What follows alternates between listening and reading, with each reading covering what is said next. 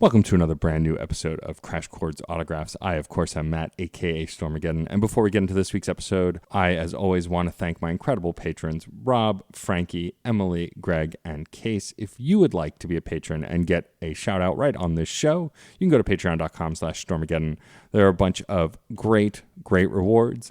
And one of them, most of them, get you a shout out right here at the top of the episode. So check that out. If you can't do Patreon, I totally understand. A like, subscribe, rating, review, share, retweet, any of that stuff helps to grow the show, the audience, and get more folks enjoying these incredible interviews. But enough shilling. Time to talk about this week's incredible guest. He is one of the kindest humans I've ever known, the incredible Jason Ritter. Jason joins me to chat about Gravity Falls, Another Period. Talk a little drunk history. We talk some music nerdery. We talk video games. It's just a great conversation, and I've known Jason a while. He is just the biggest sweetheart. His sister Carly was a previous guest, and I just love this whole family so much. But enough rambling. Please enjoy my awesome interview with the lovely, talented, kind, and super duper funny Jason Ritter.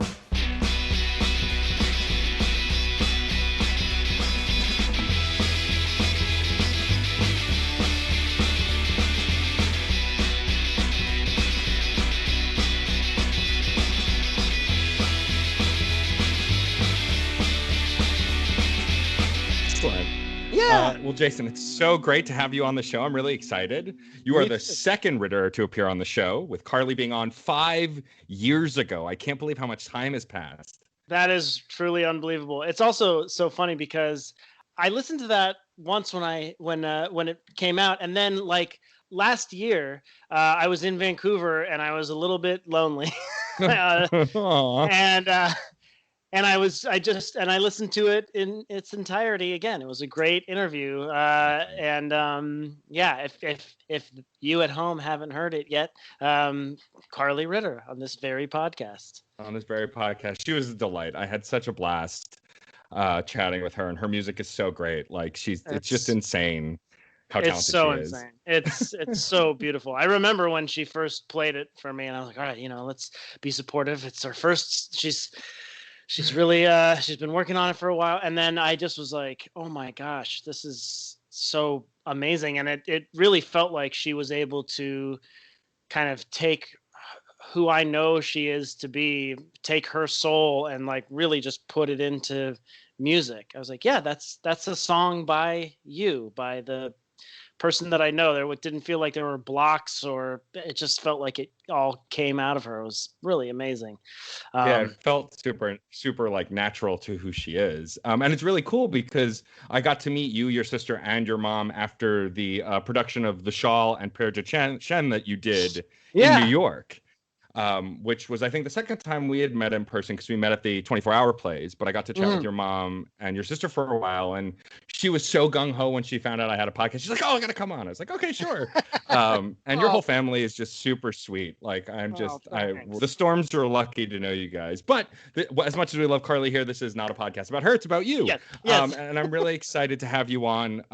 I've been a fan of your work for a long time, even before I knew you through Sarah. And one of the first things I really want to talk about, because it's gotten this life of its own since we last spoke, which is what I'm wearing a hat of to represent, which is the incredible show that is Gravity Falls. When you were first making that show, did any of you have any idea the kind of impact it was going to have on the nerd community?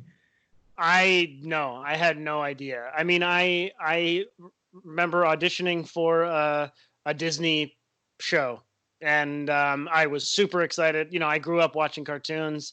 I was incredibly excited to just like get that part and be animated. And that was, I was like, oh, this is so exciting. Maybe there'll be a toy of me. And I had no idea not only how much like people would love it, but also I had no idea how far down the rabbit hole I personally would go, because I was a little bit behind the fans of the show. I would go in for a couple hours, record it. I'd be like, oh, this is funny. These are my lines. These are the jokes. This is the show.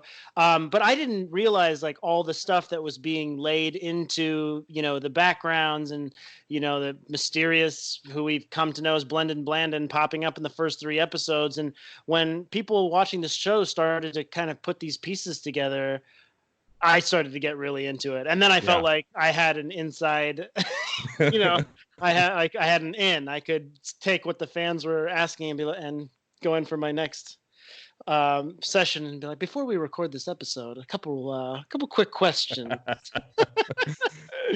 I mean, I have to imagine that you didn't know the big picture in the beginning. I'm sure Alex, when writing the story, I imagine he had an idea because it feels pretty complete by the end. But I'm sure through the course of it, like you didn't know where this story was going with Bill and with, Grunkle Stan and everything. I had no idea. I had no idea that there was, that the twins thing had gone in a generation before. I'm trying not to spoil it, but I didn't know that Grunkle Stan had a twin or anything. I was totally blown away, and not only that, but I loved decoding all the codes at the end of every episode, and really getting into it. And I feel like the way I play video games and the way I watch shows and things like that is, but especially video games, I like go into every corner. I'm like, did I miss something? And, and you always feel like satisfied when you go searching for something and they've put something there for the people who search.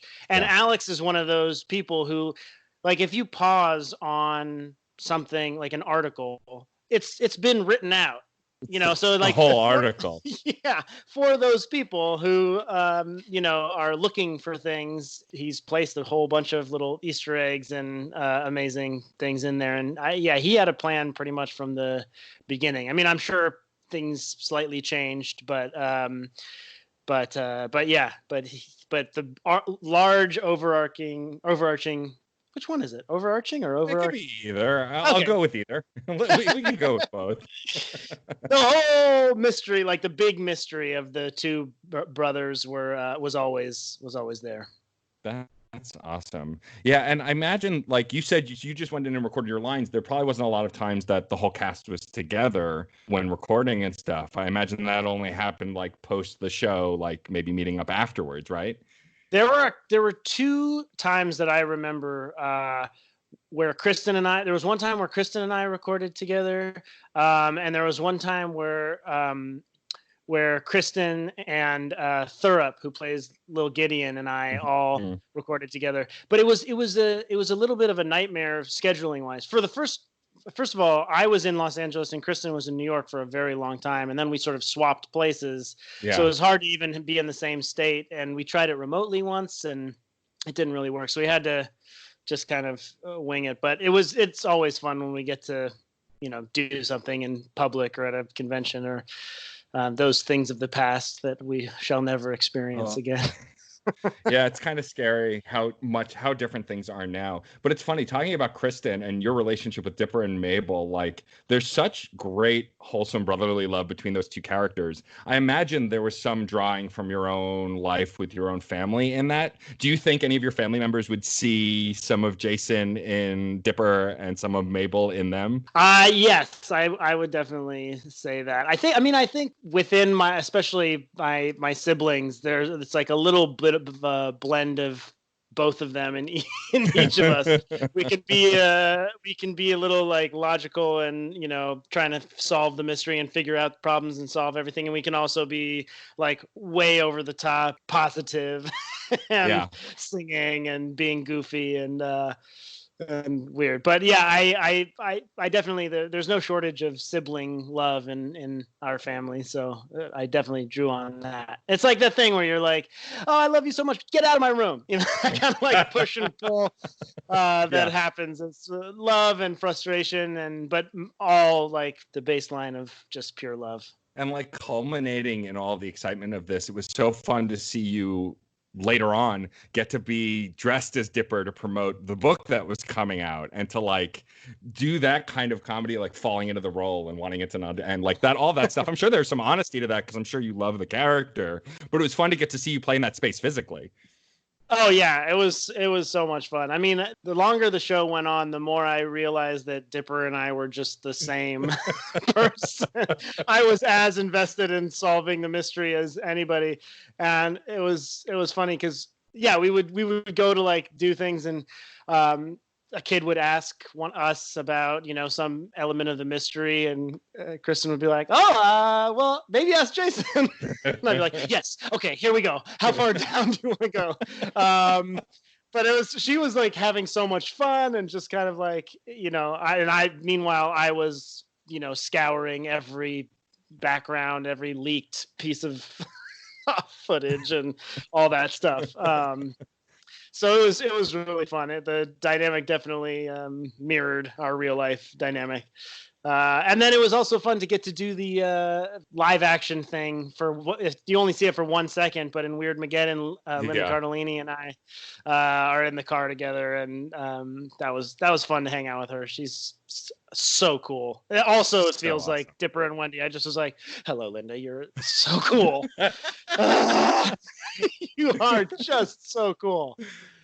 I remember first, because I got into the show before I knew who was in it. I had known you were in it because I think I saw you tweet about it, but I didn't realize who the rest of the cast was. And then hearing all the voices, I'm like, oh my God, this cast is ridiculous. It's just such a great cast of people, even the guest stars and everything. It was just cool. Oh my gosh. Yeah, to hear like Alfred Molina is going to come on, and John Oliver, and oh my gosh, it was so cool. Jon Stewart. Ugh. Yeah. Such a great cast. I want to go back to something you were talking about a bit, because our friendship, I think, strengthened through finding out that you play video games. We're friends on various Nintendo apps. Yes, I made the mistake. I looked on my Switch the other day. I wanted to see how much Animal Crossing you'd played, and I made the mistake of looking at how many hours you've put into that. It's a lot. You must really love Animal Crossing. It's my first time with Animal Crossing, and it is a lot. It builds up. You don't really feel like you're playing, but then you're like, well, I gotta like log in today because I gotta do this thing, and I gotta make sure I get my 300 miles from the ABD or whatever the machine is, and I gotta hit my rocks. I gotta do my stuff, and it's very addictive. I've definitely like plateaued in my designing phase, and there's still huge parts of my island that are undeveloped, and I'm like, well, maybe I'll get to that in a bit, but it's a lot. It's quite a lot. And I'm excited now that I can have like my little dream island where I can put it out there and visit other people's islands without them having to be on. Because that's been the hardest part, is coordinating with people. I'm like, hey, I really want to see your island. I sound desperate and creepy. Hey, are you online? I just saw that you were online because we're friends. Is your island open? Can I come over? I won't stay long. So great. It's such a great game, though, and I think and I'm sure you would agree, like, it coming out during this pandemic was not there's no way Nintendo planned that, of course, but like it was fortuitous for them, because I think a lot of people are like you. I'd played one Animal Crossing before this one, but this is the one I spent the most time with also. And I think a big part of it is it came out around the time of COVID ramping up, and everyone was like, I need to escape, I need to get out, and it was a great release for that. Absolutely. And you can see, like, people have really put care into their homes, and you can see that people have had some time on their hands, and and really like made some beautiful things. I'm out at the point now where I am like Googling people's islands to go visit now that the Dream thing is out, and like, oh, you can really see and get inspired by other people's homes. And I don't have this in real life. Like, if you show me a home magazine or like a design magazine, I'm not like, yes, that's really, but here I'm like, oh, it's very smart to put a ramp down by Red's boat so you don't have to climb down every time. Yeah, it's really incredible. Like, I had no idea of fashion or design, but like I've created and also downloaded so many custom hoodies and like shirts and dresses and shoes, and it's like I'm a big fan of the Mass Effect video game series, and the military rank N7 is one that Shepard has, and someone made a hoodie mimicking the N7 hoodie you could buy on BioWare's website in the game, and so now my character wears that all the time. It's so cool. That's so cool. That is awesome. Yeah, no, I've seen a lot of like Gravity Falls stuff there too. It's pretty fun. It's that I think is one of my favorite elements, is just the sort of community share. And like, when there have been times where I've coordinated and someone's come to my island I felt very sort of vulnerable and like, well, it's not done. I'm still working on it. Still working on it. Yeah. That's awesome.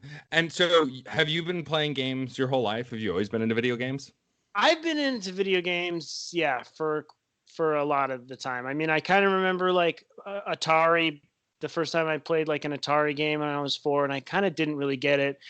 I mean, I thought it was fun. And I was like, oh, I'm moving something on the TV with this joystick. It really blew my mind. It sounds so dumb now that we have devices that like, for kids who always could just touch things. But like the TV was an untouchable thing. And now there was a thing. I was like, I'm in there. I'm moving that block and shooting those other blocks. But Super Mario Brothers was the first one where like the side scrolling, there was a whole world. It seemed like so big. Again, It sounds so weird now. But I was at a friend's house and he had it. He had Nintendo. And he was like, oh, you want to check it out? And I didn't stop playing. He was like, we have a rule at my house where I have to go outside after we play for an hour, and then I have to go outside for an hour. And I was like, all right, see ya. Like, that doesn't apply to me. I'm playing this. And I just played the entire time. And that was like the beginning of my sort of love affair / obsession with games, just all the way through up until now.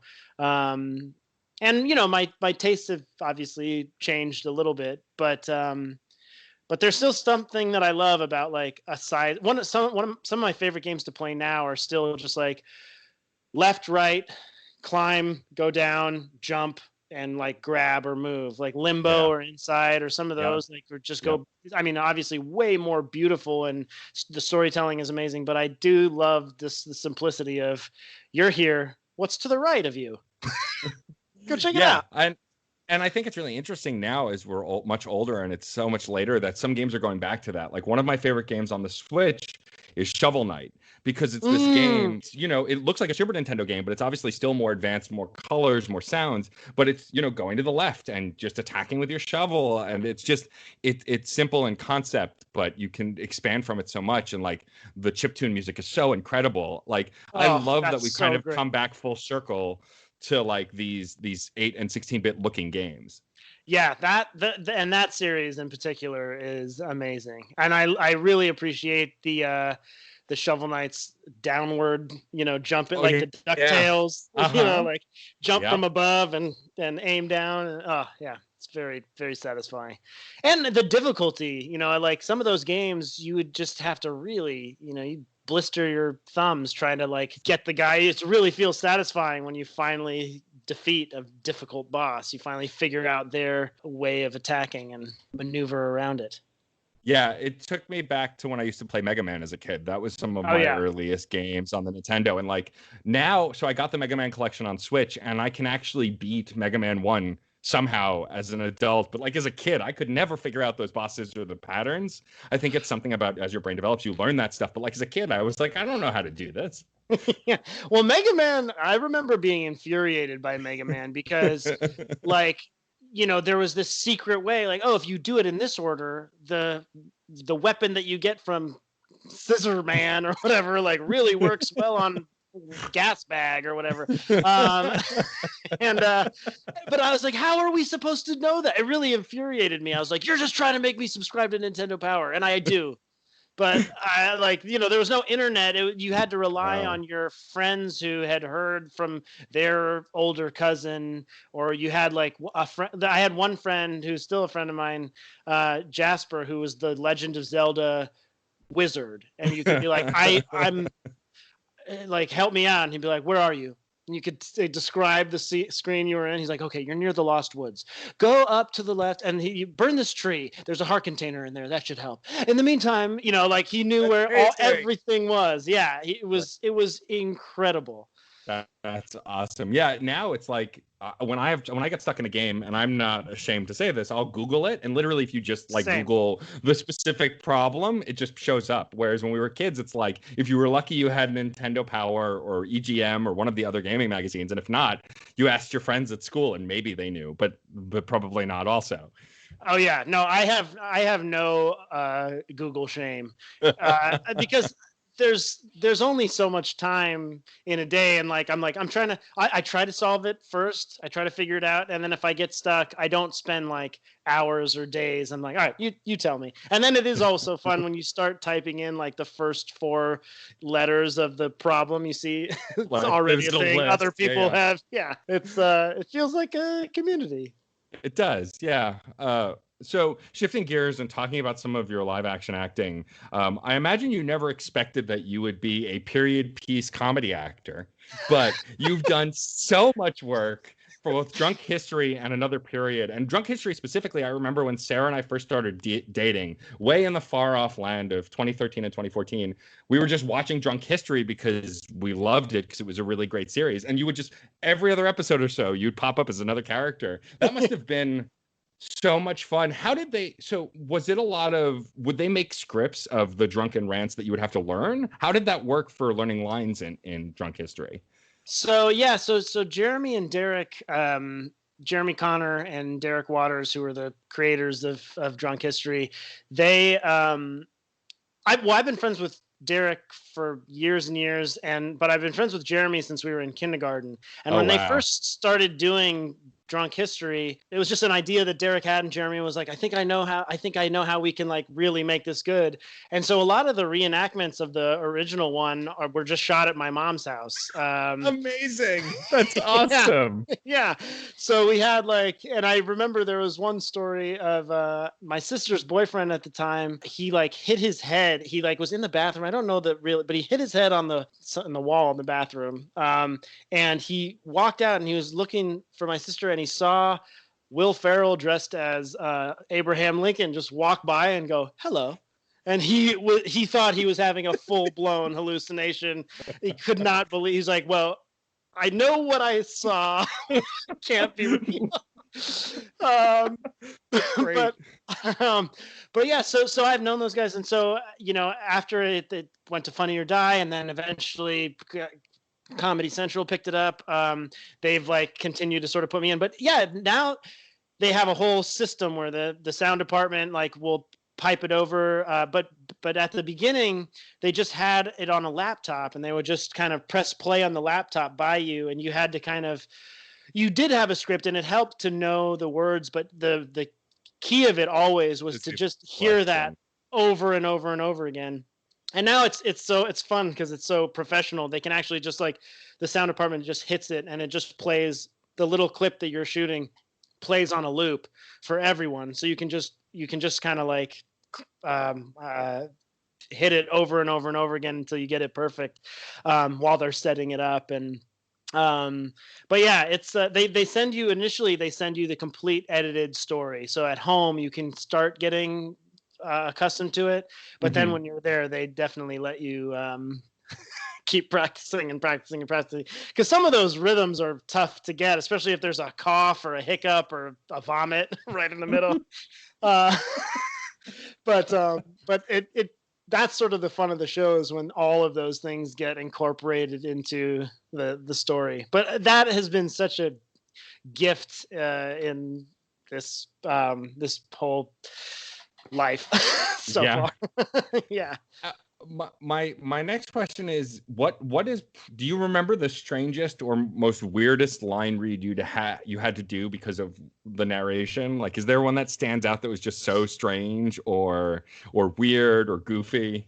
I think one of the ones that I really remember, just because it was the first one, it was one of the first ones that I did. It was Jen Kirkman doing the story of George Washington and Oni Judge. Yeah. And Danny McBride played George Washington, and Timberly played Oni Judge. And I had to say, like, I was seduced by she had hiccups the whole time, which made it so fun. It was like, I was seduced by a Frenchman. She said, I have tasted a truth and a freedom that was so real. I don't remember the whole words, but I tasted a truth and a freedom, blah, blah, blah, blah, blah. That's what she said. I don't remember the whole words, but I've tasted a truth and a freedom, blah, blah, blah, blah, that you can't give to me. And I like getting the hiccups and all of that was so fun. And then Timberly had to do a whole long monologue of a letter. And it was this thing where we put her in this hallway that we could get kind of really super dark, and just had a flashlight because it's supposed to be her face. Um, and I was like, how is she gonna do this? And if you go back, and I think it's like Drunk History 3, it was like the first take or something. She just nailed it with all of the hiccups, but also with all of like the passion of the letter. It was so amazing. Yeah. And then going from Drunk History to doing something also around that time, like Another Period, which is just as goofy and off the wall, but that's completely scripted. That's not storytelling. And to play Frederick Bellacourt, we'll say maybe not a genius among men. Like, that must have been so fun to play a character who's just so stupid and so ridiculous. Oh my gosh. To just give into it. That was so much fun. Those two things are two of the most fun things that I've gotten to do. Partly because Jeremy also, one of my oldest friends, Jeremy, also directed so much of Another Period. But yeah, Another Period was so much fun. I think Ricky Lindholm and Natasha Leggero are geniuses, and the character that they wrote for me, just even as it went on, and he just had less and less intelligence.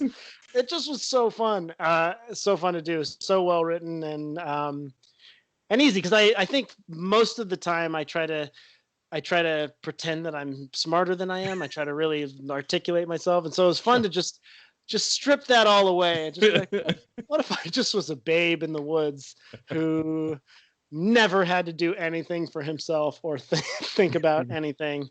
And I'm so bummed that we didn't get a third season, because Frederick was elected president at the end of that last one. Yeah, I mean, I feel like now that, might be a little too real. That might be a little maybe too that was depressing. That probably is, yeah. What if a totally out of touch, rich, spoiled, socially anyway. Yeah. I had a fun experience with Sarah during the pandemic. We got Disney Plus, and we never got to see Frozen 2 in the theaters, so we were watching it, and we're sitting there, and I hadn't known that you were in it, but Sarah had, and so like we're sitting there, we're watching, and it gets to one of your first scenes, and she just springs up and goes, "That's Jason! I recognize his voice," because she didn't remember what character you were, but she like springs up. I was like, "Oh!" And then I listened. I was like, "Oh yeah, it is Jason," and that was really cool. It was just really cool, because then of course we could pick you out of a haystack every time after that, but it was just really funny. It was so sudden. What was it like to be a part of such a ridiculously successful and awesome Disney movie? That was amazing. I mean, it was a whole process, because it was the first audition that I ever had to sing in, and I was so terrified. And there was a point at the beginning where I love singing, and I have a great time singing with friends and karaoke. Never really done musical theater, but I really do love singing, and I sing a lot of musical theater, again, to my friends or in karaoke, things like that. But I was so nervous, when you're like, oh yeah, it's audition to sing in something with Idina Menzel and Kristen Bell. You're like, well, I can't do that. That's not me. So I almost sort of chickened out of the audition, but then I was like, what if I just try it anyway? And I worked really hard. I went in for the first one, and they were like, cool. Why don't you work with a vocal coach for about a little bit and come back for the callback? And so I really did. I worked with this woman named Pisha McPhee for a month, and really like worked on my audition songs and went in, and then they ended up cutting my song anyway. But it was so exciting to be in that world and have them show me little things that were what my character looked like, and where they were in the animation. It was so fascinating to see half finished things, and realize how long of a process it was, and for how long I had to sort of keep it a secret. It was like I was bursting with wanting to tell my family and friends, and there was a period of time where I was so scared. I'm sure it would have been fine to tell my family and friends, but I was so scared that I would get in trouble that I just told Melanie, and I was like, you are sworn to secrecy. You can't tell anyone. Yeah, exactly. I'm only telling you this because that's where I'm going right now. I didn't want to leave the house and be like, I can't tell you where I'm going. But I'm just leaving. I'll be back eventually. yeah, I'll be back. It's important. But yeah, it was so much fun, and also just the sort of the thrill of being in a Disney musical. We grew up listening to those and Sure. knowing all the words, and yeah, it was fun to be part of that world, to paraphrase a famous Disney princess song. Yes, exactly. And it's funny you bring up karaoke, because one of my fondest memories of you, and you, like, I was very nervous one of the first LA 24-hour plays I went to. I'd never been to one. I had helped Sarah and volunteered a bunch before, but I'd never gone to one of the ones in LA. And at the after party, I remember just being really nervous. Like, tons of huge folks are there. I had only sort of known you, and we talked a little, and like Gladys Morissette was there, and Gavin Rossdale, Oh yeah, like all these people that I just had no idea how to talk to. And then I remember Sarah going, "Here, come with me. I have an idea," because she knows how much I love music, and she drags me to the karaoke room they have at the party, and you're in there belting out Wrecking Ball by Miley Cyrus. And to this day, it's my favorite rendition of that song. And it was just so great. Because, like, some people, when they do karaoke, they just kind of sing along and they bop. And, like, I'm the kind of person that if I'm going to do this, and I don't think I can sing well at all, I'm going to go for it. Like, I'm just going to be ridiculous. And that's exactly what you did. It's like, Yeah. you're just like it's like you're on stage at Madison Square Garden belting out Wrecking Ball. And it filled me with such love. Because I could see you as a person in that performance, just going for it and having a blast, and it was so fun. It was so fun. I remember that the setup of that room. It was a thing where, like, there were all these different rooms of the party, so people could, like, kind of come in or come out, but at any point there could be no one in there or a couple people in there or whatever. Yeah. And but it was so much fun, and yeah, we're of the same mind. I think passion first. The technical stuff later, or maybe that's for the other people, but for me, the passion, is definitely the most important. And it's hard to sing Wrecking Ball without full passion. I mean, you can do like a soft cover of it, but the fun of it is that, like, it's like singing like Sia or Adele, or where you're like, I get to do this note with all of my heart and soul. That's the fun of it. I'm basically yelling, but there's it's allowed because there's piano behind me. Has there been any music that's really spoken to you during this time, during the pandemic? Have there been any albums or artists that you've been listening to a lot of right now? We have yes, actually. Well, we have like a little playlist for our daughter that we've been cycling through. Mm-hmm. So there's about 20 songs that are just in my head forever, and she's obsessed with this one by Gogol Bordello called "Start Wearing Purple." She just is. She's like, purple, purple, purple, purple, purple again. So we've listened to that song about 100 million times. But she started to get into kind of rock and roll. So she kind of shakes her head around, and it started by I've logged into Melanie's like Apple Music thing, which I don't have, but which is so amazing because everything is there. So I've been going through some of my old faves, and Alice in Chains, Facelift. And I mean, stuff. Dirt is amazing too, but and I always kind of in my head thought that was my favorite album of them, but Facelift is like so hardcore and awesome. And then she also has really enjoyed Bright Eyes, Digital Ash, and the Digital Urn. She just like gets into the groove of that, the electronic one. And but yeah, it's been amazing to kind of go back through. We've been listening to like a lot of Beatles and John Lennon, and just kind of like things that make you feel positive. And then every once in a while the new Taylor Swift album will come out. I'll check that out all the way. Gotta check that out. Yeah. I listened to Lemonade by Beyonce all the way through again. That I think is probably my favorite album of the decade. I haven't had like a piece of art hit me so hard like that. Yeah. If you listen to it from the beginning, like the journey of that album, the songs are all amazing, but the journey of that is really powerful. And a different moment like makes me emotional every single time I listen to it. So that was fun to listen to that again. And but yeah, what about you? You have any pandemic? Yeah, I mean, for me, it depends, right? Like, I made a playlist because I'm an emotional musical listener. Like, I've listened to music my whole life. It's my go-to thing. I listen to music the same way some people read books. Like, I dig really deep into it. And so, like, I made a playlist recently of called songs that make me cry, but then I feel better later. Like Oh, songs that are just like powerful. I'll send you the link to it afterwards, but it's got one of my favorite artists on it right now is someone named Halsey. I don't know if you've heard of Halsey. oh yeah, I've She's heard of a all. pop Yeah. singer. And so like her most recent record just hits me in a way that a pop record hasn't hit me in a long time. And so I've been listening to that on endless loop. And then there's a musician who does like hip hop and alternative rock. Her name is K Flay, who I love.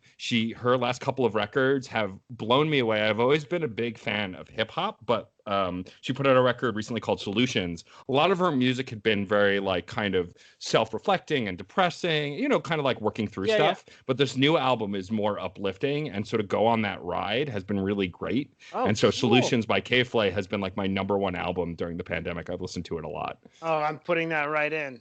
Yeah, that's so exciting. It's a good one. And what I love now also, my favorite thing on Twitter, because I'm following the right people, is when someone recommends an album, even if it's an artist I've never heard of or a genre I've never heard of, I just pull it up on Spotify or on YouTube or wherever and check it out, because there's literally no barrier of entry anymore to music. You can just hear it anywhere. And I love that. Like when we were growing up, because I get the sense that we're around the same age. Like if you wanted a single, you had to go to the store, buy the CD, and then bring it home and listen to those two songs on endless loop forever. Yep. Well, and also it's been a sort of fun period of time for me because Melanie is also a huge music fan and knows so much. I got obsessed. Truly, and I truly mean that word, I got obsessed with Nirvana and Kurt Cobain and would not listen to anything else for at least 5 or 6 years. Sometimes some things would like come in, you know, I'd hear, you know, my friends would be like, this is a band called Six Finger Satellite or Trans Am, or eventually Built to Spill was the first one that I like jumped to a new obsession. Right. But a lot of bands like I hear music and I don't get sort of locked into them kind of emotionally. And there have been only a few bands, Nirvana, Built to Spill, Bright Eyes, that I've just gotten upset. I'm like, I have to hear every song that this person has written and I need to know their soul. But it means that I've missed like huge chunks of music over the years, and it's been so incredible I finally started to like open up my ears and my heart to all different kinds of music, and I get super excited now anytime I hear, especially if someone that I trust and know says this hit me in a way, check it out. That's my favorite.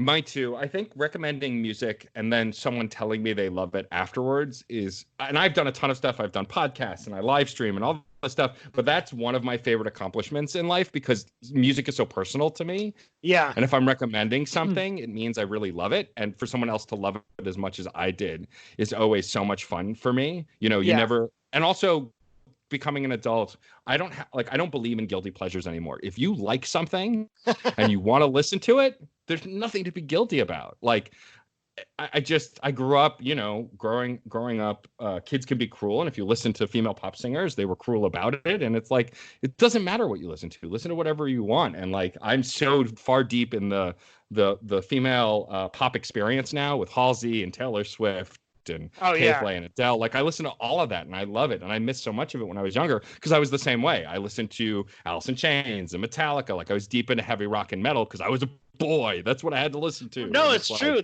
There was so much of that. There was also this thing in the 90s that was great, but also which was like the only, like, truth is the only important thing. And that's really great. But then there became such a fear of being anything other than sort of like cool, or I don't know, like it's like is the truth that everybody is just cool? Is that what the truth is? Oh my God.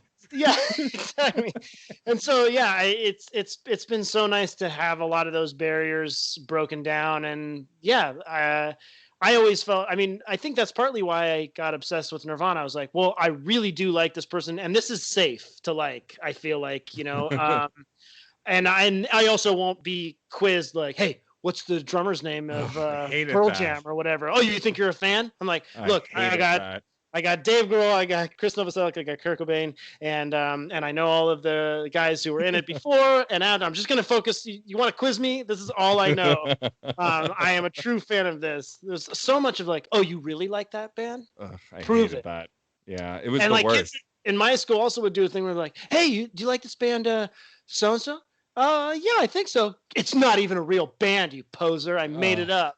I hate that. Ugh. Yeah, Yeah, it's so like this idea, like they had to gatekeep enjoyment of things, and that drives me nuts. yeah. It's like in the gaming community now, the biggest thing I fight back against with my gaming podcasts is there's no such thing as a real gamer. If you play a video game of any kind, even a phone game, Oh you yeah. are a gamer. Done. End of story. For sure. Especially the and the gatekeeping like for female gamers. Yeah. Like it's just like I think generally like I mean you and I are gamers, and like would if someone else played a game we'd be like sure. The amount that I feel like some of them have to prove themselves and like it's so and the kind of hate that I can't even It's astonishing. it's astonishing. Yeah. But yeah, I agree. If you play video games, if you like them, if you're passionate, yeah, you're a gamer. Yeah, sure. Why not? Yeah. Jeez. It's funny. You're someone who clearly was very passionate about the grunge movement and about Nirvana specifically. And so I want to ask you a question that I get asked all the time because I love the Foo Fighters. I've always been a diehard Foo Fighters fan. I also always love Nirvana. And people ask me, do I have a preference? And I'm like, they're night and day. But do you like Foo Fighters a lot as well, knowing that they grew out of the end of Nirvana, or do you like one better than the other? That's such a good question. Yeah, it's totally different for me. I mean, first of all, I was so excited. I loved all three of those guys. And I always thought, in interviews, I was like, Kurt is so cool. I'm probably more like Chris or Dave. They were a little bit like goofier in their things and just, and so to see Dave's new band come out and that first album was so great. And I was like, oh, this is amazing. And then to see what they've become where Nirvana is like a footnote in Dave's, like it's mind blowing to me. I probably listen to Foo Fighters more now, and I think Dave Grohl is about as cool and seems like as good of a human being as possible. I mean, every story I've heard is like, yeah, he broke his ankle and continued playing the show until. I know, it's insane. Every story I've ever heard of him is like the coolest, the nicest, best person. But Nirvana holds such a special place in my heart, and it shaped me in such a way that it's hard for me to dismiss that. For sure.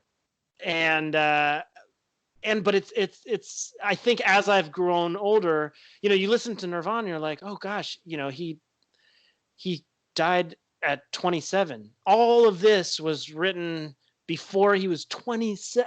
It's hard for me to even comprehend that. And what's been really beautiful is to watch Dave grow all these years and have his perspective change and have his lyrics, grow with him. And I mean, I loved all that stuff. From the very first album with the ray gun. Yep. I've loved it all. But yeah, so it's hard. It's impossible for me to say. But they hold two different, very important places in my heart. Amazing. I love that kind of conversation that music can bring up. People get so deep in the trenches about things they love and can articulate why they love it. The thing that I always have the least patience for is when someone's like, that band sucks. I mean, if that could be true or not, whatever, but I'm not a fan of Nickelback. I think their guitar riffs are simplistic. I don't like their lyrics. I'll explain what I don't like about them. But to just go around and say this music sucks, it's like, well, they made it, they released it, people are paying for it. So like, why be so short-sighted? What's the point? I know. I hate that as well. This sort of like my personal opinion of this music is a definitive, like, this band sucks, and if you like them, you suck, or your ears are bad, or whatever, you know. um, yeah, I never quite got that either, and that was one of the things that I had to eventually kind of break out of as a teenager. Was this sort of like it felt like there was such a delineation between what. I mean, it's kind of what Beavis and Butthead was like. This is cool. Right. This sucks. You know, like there was no gray area. It was you were either in the cool team or the not cool team, and to be able to just kind of like also what you were talking about with the pop music, the female, you know, like if you like it, you like it. There's not we can, and I think there's been a huge uprising in, like, you know, especially like in the sort of, I'd say, the passionate community where like loving shows and loving music and showing how much you love something. Like, you know, if you go to a Comic-Con or something, if you see someone who is dressed like completely as some character, it doesn't matter if you didn't ever see the show or didn't like the show. You're like, wow, you loved something. And that is so amazing. You loved something enough to build that entire outfit and come here. And I love that we're able to sort of share things like that more, and not just sort of cut things down and this band sucks and that band sucks. And I started a podcast series called Side Quests. It's within the feed of my bigger gaming podcast, Fun and Games. The idea behind it is every episode is a different host talking about a game they love and why they love it. It doesn't matter what game it is. It doesn't matter how old or new it is. I wanted to put out into the world people, especially in the games industry, talking about games they love with no judgment. That. Yeah. I'll send you a link to it. It's just the idea of it was I got mad when the new Paper Mario was announced. And they were like, oh, you know, because the last ones haven't been as good or whatever. And people were like naysaying it when we got like a 30-second clip of what it was going to be about. And I'm like, why? Like, you know nothing about this game. And like, I have it now, and I don't think it's a perfect Paper Mario, but I enjoy it. And for you to poop all over my experience because you had a bad experience, it's like, why?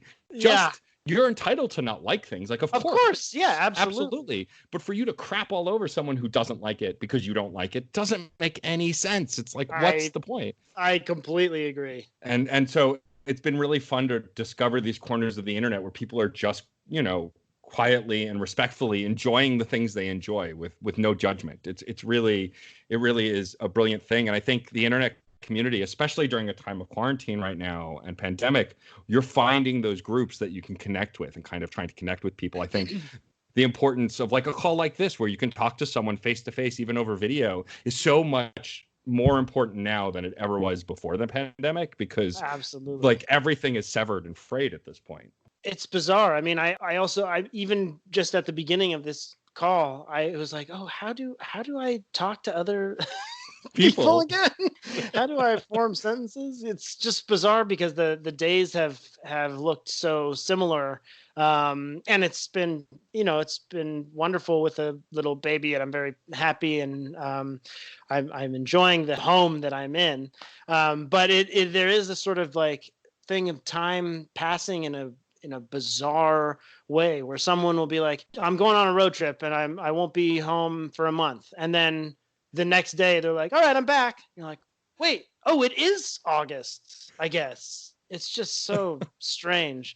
But it has been nice that there's been all of this technology to help us remain connected, and going, even like logging into Switch or PlayStation and being like, oh, this person is playing that game. I know that about them now. I know they're playing that game like, right now. Oh, like, let me scroll through what they've played, and oh, they've only played this game for a few minutes. Maybe it's not that good, or maybe I won't download it.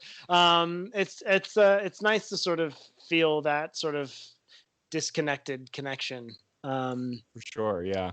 There's a game that just came out that you said you have a PlayStation. I don't know if you have PlayStation Plus, which gets you a few free games every month. But one of the free games this month is called Fall Guys, and it's a battle royale game. But instead, you're playing as like these little doughy characters, and it's like, remember the TV show Wipeout, where like people got knocked off platforms. Yeah, there's, like, a yeah. competition.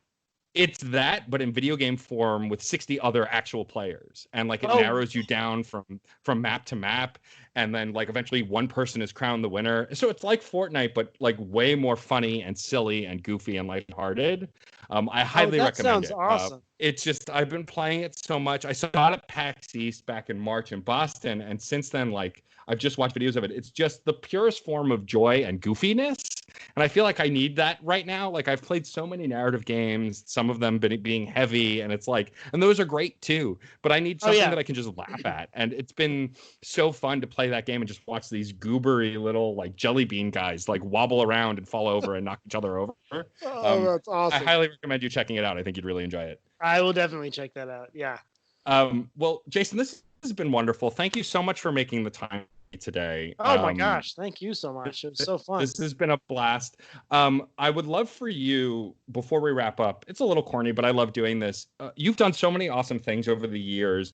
As an acting professional and as someone who's just done a variety of different things and has been successful, do you have any advice to offer to someone who's maybe, I mean, now is a terrible time to break into acting because nothing's happening, but do you have any advice, maybe something you didn't know when you were starting out that like might help someone now while they try and figure out maybe they want to be an actor or act or be in TV or shows?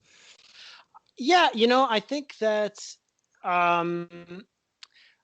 one of the things that I didn't really understand at first is, and I think this is like for acting, but also for art in general, and also just for life and for just being a person in the world. And it's not like a new thing, but I don't know. Sometimes I've heard like certain cliches over my life, and then at a certain point, I'm like, oh, that's actually profound. I kind of like put it aside because I've heard it so many times. But basically, the thing that I would say is, you are the only person who has had your experiences, and that is what you have to offer the world. I think there was like an idea in my head of, okay, so here are the actors, and then they get replaced by another same type of that actor. Like, so if you want to be like an action guy, you gotta, you do this and you wait until Steven Seagal retires, and then you realize he's never going to retire. Right. He's going to act forever. Going. But like, so I think that was what I had, this idea of, like, you had to sort of emulate your heroes in order to be them, in order to get what they had. But then the more I thought about it, the more I was like, oh, Al Pacino or whoever is Al Pacino because he's the only one. He wasn't growing up going, I'm kind of like Edward G. Robinson mixed with, like he's right. Was him, and that's what he brought to it. And I think in general, even in like the way we were talking about things that suck, or if you can't like this, or the more that you explore your own self and find the things that you like, find the things that make you angry, find the things that make you. And I mean, a pandemic is a great time to go inward and reflect on some of those things. And then I think the other thing that was just not around when I was first starting out is this ability to create your own stuff and just get it out in the world. There was no YouTube, or, the closest thing was like, maybe we can film some crazy fake accident and send it into America's Funniest Home Videos. And, that was the closest thing to YouTube that there ever was. But it's been incredible to watch people self-create, their own things through whatever it is that makes them happy. And like podcast is a great example. Yeah. People are like, here are the things that I love talking about. Oh, other people like talking about that. Other people are gravitating towards, if someone is not going to like you for who you are, then what are you going to do to make them like you? Like Right. it's, and it's a thing that was partly what obsessed me about Kurt Cobain was this whole thing of like, he'd rather, you know, be hated for who he was than liked for who he wasn't. And Yeah. that's like a gold standard for me, even though there's a part of me that's like, but I still maybe would rather be liked for who I'm. Yeah, of course. It's really hard to like put that into action because we Right. all want to be liked. We all want to be, you know, we all we want to fit in. We want to have a community of people who like us and enjoy us. But I think that the more we can try to stay true to who we are, and it's an ongoing thing. I mean, I'm 40 and I'm still trying to do this. I still find myself cutting off pieces of truth about myself in order to fit into a, you know, a group setting, or someone says something that I don't like and I'm like, what do I do?